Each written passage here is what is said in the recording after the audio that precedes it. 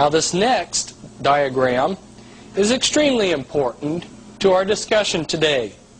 And it will tie in with a lot of things that we say as we go through our discussion. This is the way Satan creates a Gnostic religion. There are three components to a Gnostic religion. I discovered this reading in an obscure Gnostic book in an obscure paragraph. And all of a sudden I realized they've just told me how they do it. Remember back in the Garden of Eden, Satan said, this knowledge will save you. That's saving knowledge. That's Gnosticism. Okay? So then the next step is they realized knowledge is power. And they realized that if you say, I have hidden knowledge, people have to come to you for that hidden knowledge. You create an instant power base. So the first element that Satan uses in setting up a Gnostic religion is hidden knowledge. Now the next thing is you can't give away all your hidden knowledge at once, or you've just given away your power base. So you have to dish it out in increments. If you're a Mason, you receive it incrementally as you go through an initiate degree system.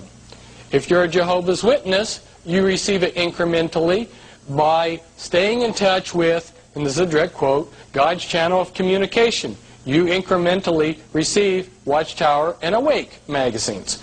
Or if you're in some Pentecostal churches that make you dependent upon this prophet who has revelation knowledge that no one else can give you, then that's another example of how this hidden knowledge makes you dependent upon a religious system. Now the next criteria, the next thing that they use in setting up a Gnostic religion is that you can't get the devotion from the common masses that you can from an initiate group. So you set up two different religions. You set up one for the broad masses and one for the initiates. And then you establish a cover ruling body, and then at the top, the key men are Satanists. So let's take the Jehovah's Witnesses, for example. There we've got the great crowd who are promised life on earth. And then we've got the anointed, promised heaven, and then their governing body, and then their key men. In 1991, I came out with a reference book, Be Wise as Serpents, which was 800 pages, sort of like a Young's Concordance of the New World Order. And I tried to go through many different groups and show how they had been created and how they were being manipulated and controlled.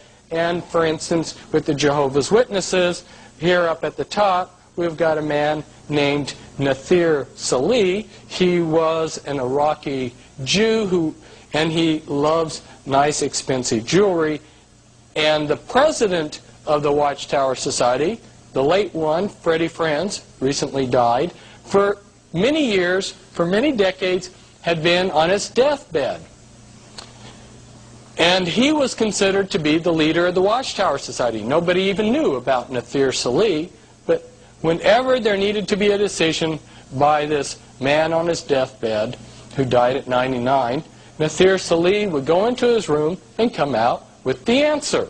Now another man that was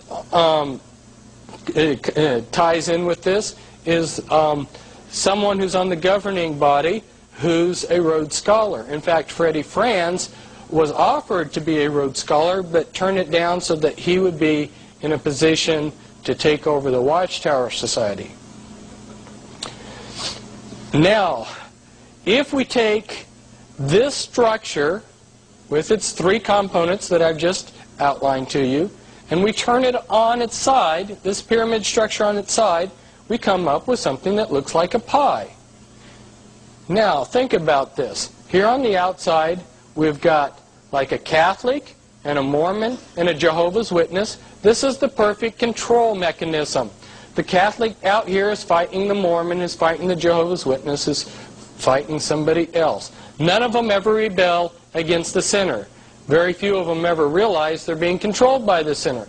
If they ever do rebel against the sinner, they are stopped by the initiate group, the clergy. For instance, in the Catholic Church, your broad masses would be your laity. And your initiate group would be your clergy, and then your cardinals would be your cover ruling body, and then your key men would be Satanists. Or within your Mormons, you would have your Melchizedek priesthood and your Aaronic priesthood, your Melchizedek priesthood, and then your 70 and whatnot at LDS headquarters, and then your key men there. So some of these of the priesthood that are being a buffer to protect the sinner, some of them are actually going to believe in the religion, and some of them are just going to be in it because that's how they make a living. But at any rate, it's the perfect protection for the sinner. And these people in the center all know each other. They are your Illuminati.